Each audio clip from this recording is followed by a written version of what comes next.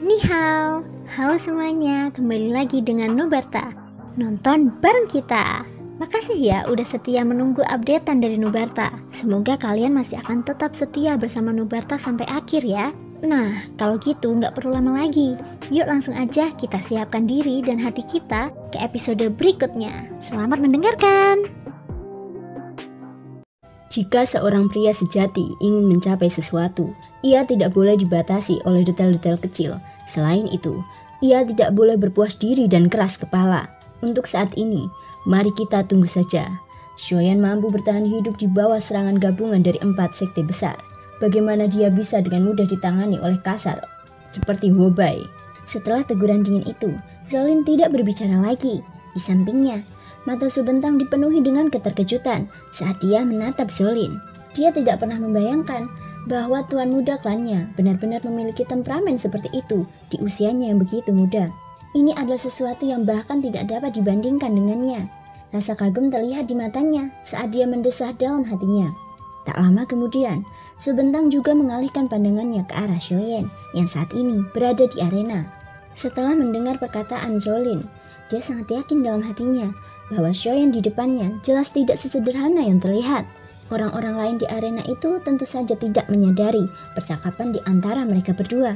Banyak pasang mata menatap Shoyan di arena. Mata mereka dipenuhi dengan kecurigaan, rasa kasihan, atau tawa dingin, seolah-olah Shoyan telah memasuki situasi kematian tertentu. Pada saat ini, sudut mulut Huoba terangkat, membentuk senyum menghina.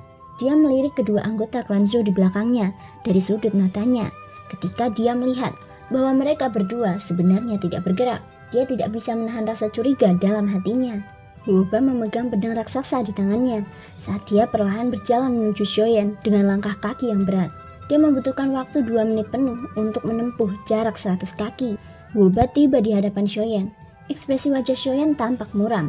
Ada tekanan yang menakutkan di atas kepalanya. Seluruh tubuhnya bercucuran keringat. Tak lama kemudian, Huoba perlahan mengulurkan tangan kirinya dan menekan tangannya di dada Shoyan. Seorang bandi biasa berani bertindak sembrono di depan kaisar ini. Bukankah akan sangat mudah bagiku untuk membunuhmu? Semudah mencubit semut sampai mati. Nada bicara Huoba dipenuhi dengan ejekan saat dia tertawa dingin. Pada saat yang sama, tangan yang tercetak di dada Shoyan sedikit bergetar. Segera setelah itu, doki yang sangat menakutkan meletus dari telapak tangannya.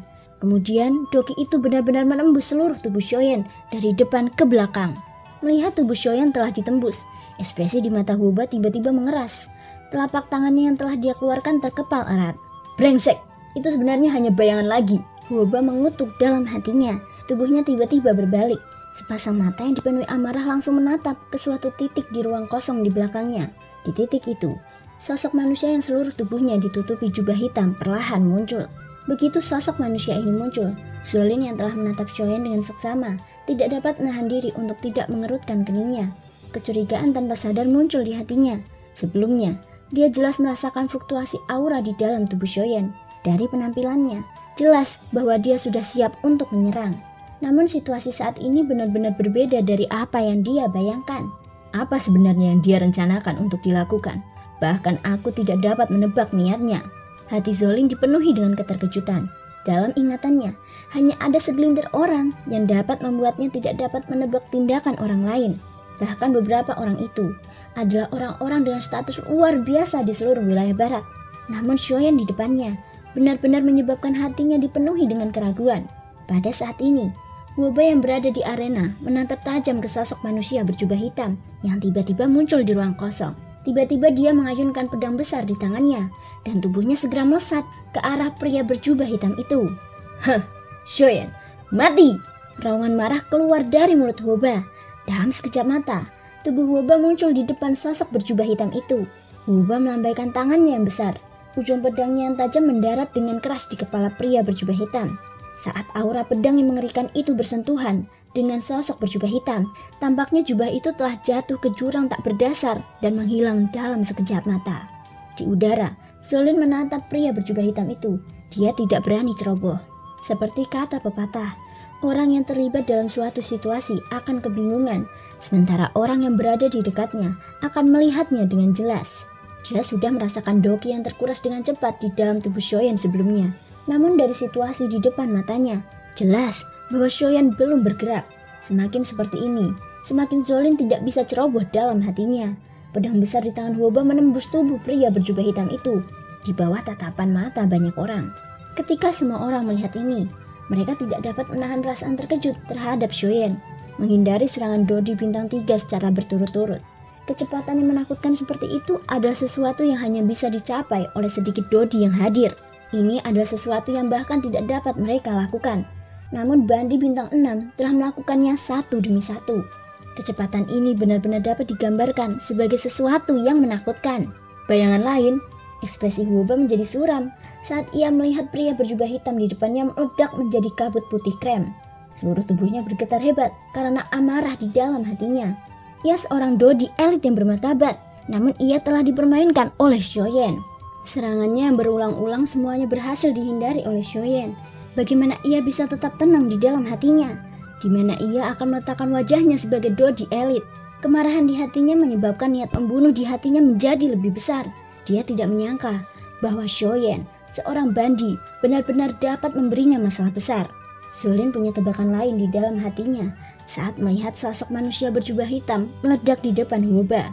Jika bayangan hitam itu benar-benar hanya sebuah bayangan, seharusnya bayangan itu menghilang bersama angin dan tidak meledak menjadi kabut tebal seperti pria berjubah hitam ini yang menyelimuti Huoba. Tidak, ini bukan bayangan sisa.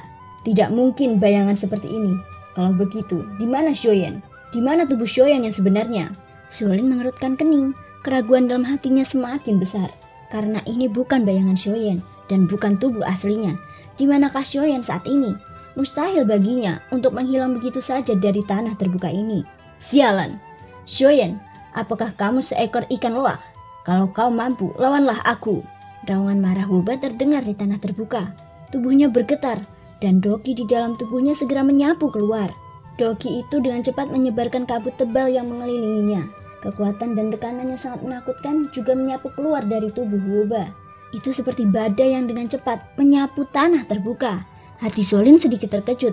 Tak lama kemudian, matanya yang tadinya cemberut tiba-tiba berubah. Ia melihat ke tepi tanah terbuka, yang merupakan tempat Shoyan berdiri sebelumnya. Sebelumnya, Huoba telah menyebarkan salah satu bayangan Shoyan dengan satu tangan di tempat itu. Namun saat ini, Zolin dapat dengan jelas merasakan bahwa ada suara gesekan dari tempat itu. Jangan bilang bahwa itu. Hati Zolin tanpa sadar merasakan guncangan hebat saat memikirkan kemungkinan tertentu. Dia juga merasakan gelombang teror karena tindakan gila Shoyan. Namun sesosok hitam melintas di tanah terbuka seperti sambaran petir di saat berikutnya. Arah yang dituju adalah tempat Huoba saat ini berdiri. Kemanapun bayangan hitam itu lewat, ruang di sekitarnya tidak menimbulkan keanehan apapun. Bahkan angin yang bertiup di udara tidak terpengaruh sedikit pun. Sobentang yang berdiri di samping Zolin tentu saja merasakan cahaya hitam yang tiba-tiba muncul. Kecepatan yang menakutkan itu bahkan membuat jantungnya tanpa sadar menegang. Seketika, ekspresi di wajah tuanya sedikit berubah. Doki dengan cepat keluar dari tubuhnya saat ia bersiap untuk menyerang. Meskipun hubungan antara kedua klan mereka tidak bersahabat, mereka saat ini berdiri di pihak yang sama. Dia tidak bisa hanya melihat sesuatu terjadi pada Huoba. Tunggu, apakah kamu melupakan begitu cepat dengan apa yang kukatakan sebelumnya? Huoba adalah Dodi bintang 3 dan tidak mudah dihadapi. Jika kita tidak menyerang, tentu saja akan ada seseorang yang lebih cemas daripada kita. Zolin menghentikan Sobentang tepat saat dia bersiap menyerang. Tatapannya beralih dan menatap Huotiani di udara. Sobentang akhirnya mengerti saat melihat ini. Alisnya yang terkatup rapat mengendur. Doki yang bergolak di dalam tubuhnya juga berangsur-angsur tenang saat ini. Dibandingkan dengan mereka berdua, Huotiani secara alami adalah yang paling cemas di hatinya saat ini. Melihat bahwa cahaya hitam telah tiba di belakang Huoba dalam sekejap mata. Ekspresi Huotiani tiba-tiba berubah drastis. Hatinya semakin cemas. Tanpa berpikir, Doki dalam pusaran di dalam tubuhnya melonjak keluar. Segera setelah itu, tubuhnya melesat liar dan bergegas menuju cahaya hitam. Namun pada saat inilah, cahaya hitam itu muncul sepenuhnya. Huoba baru tersadar. Dia tiba-tiba menoleh dan melihat Shoyan yang tiba-tiba muncul di belakangnya. Shoyan, adegan yang tiba-tiba ini membuat ekspresi wajah Huoba tiba-tiba menjadi terkejut. Namun sebelum dia bisa melakukan apapun, telapak tangan Shoyan mendarat dengan keras di punggungnya. Telapak tangan yang menghancurkan hati. Setelah teriakan marah yang keluar dari mulut Shoyan, Doki yang menakutkan tiba-tiba keluar dari telapak tangannya dan mengalir deras ke tubuh Hwoba. Doki itu berubah menjadi seperti seekor kuda liar yang lepas kendali saat mengamuk dengan di dalam tubuhnya. Dalam sekejap mata, wajah Hwoba langsung berubah merah padam. Warna darah memenuhi sekujur tubuhnya. Seluruh tubuhnya tiba-tiba terasa dingin. Telapak tangan Shoyan menghantamnya dengan keras. Pada saat yang sama, Huatiani yang akhirnya datang terlambat melambaikan tangannya dan melayangkan pukulan yang menghantam dada Shoyan dengan keras. Dan suara ledakan yang mengerikan terdengar bersamaan. Semua orang yang hadir melihat dua sosok manusia berjubah hitam terbang mundur ke arah yang berbeda. Setelah mereka berdua berusaha keras menstabilkan tubuh mereka, Shoyan dan Hwoba tanpa sadar memuntahkan seteguk besar darah segar.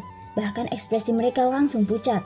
Tentu saja, dibandingkan dengan Hwoba, kondisi Shoyan secara alami lebih lemah. Meskipun telapak tangan penghancur hati telah sepenuhnya mendarah di tubuh Hwoba, itu seperti yang dikatakan Zolin. Bagaimanapun juga, Hwoba adalah Dodi bintang 3. Bahkan dengan kekuatan telapak tangan Shoyan, sulit untuk membunuhnya. Paling-paling, itu hanya bisa membuatnya kehilangan kekuatan bertarungnya untuk waktu yang singkat. Di sisi lain, demi melancarkan serangan ini, Shoyan benar-benar telah membayar harga yang sangat mahal. Tuan muda, mengapa serangan Shoyan begitu tiba-tiba? Pada saat ini, Subentang yang berada di ruang kosong juga telah menemukan beberapa petunjuk. Apakah kamu akhirnya menemukan titik ini? Ucap Zolin, suaranya agak serius saat berbicara. Ketika kata-kata ini diucapkan, Subentang tidak dapat menahan diri untuk tidak mengerutkan keningnya. Hatinya merasa sangat tidak pasti. Meskipun kecepatan Shoyan telah membuatnya cukup terkejut di dalam hatinya, tampaknya itu tidak cukup untuk membuat Zolin di depannya menunjukkan ekspresi seperti itu. Shoyan, sejak debutku, kaulah orang pertama yang benar-benar kukagumi. Kalau bukan karena Huotianyi, mungkin sesuatu benar-benar terjadi pada Hwoba, kata Zolin. Pada saat ini, Shunsho dan ular narwhal sedang bertarung bersama, dan pertempuran antara Beiying dan Raja Utara juga cukup sengit. Dalam waktu yang singkat ini, kekuatan ular narwhal telah meningkat ke tahap awal Dodi bintang 4. Tetapi tampaknya, karena inilah aura di tubuhnya untuk sementara menghentikan pertumbuhan yang berlebihan. Dan ini membiarkan Shunsho diam-diam rileks di dalam hatinya. Raut wajahnya juga lebih bermartabat. Batas waktu metode rahasianya akan segera berakhir. Tetapi kekuatan ular narwhal di depannya secara mengejutkan telah mencapai tingkat Dodi bintang 4. Melihat semua orang yang hadir saat ini, tidak ada yang akan menjadi lawan binatang buas ini. Meskipun dia bisa menahannya, dia khawatir tidak akan lama sebelum ular narwhal benar-benar mengalahkannya. Adapun Beiying, sebagai Dodi bintang 3, dia secara alami lebih unggul saat menghadapi Raja Utara yang hanya berada di ranah Dodi bintang 1. Namun yang mengganggunya adalah tubuh Raja Utara tidak hanya tidak bisa dihancurkan, tetapi bahkan kecepatan pemulihannya sangat cepat.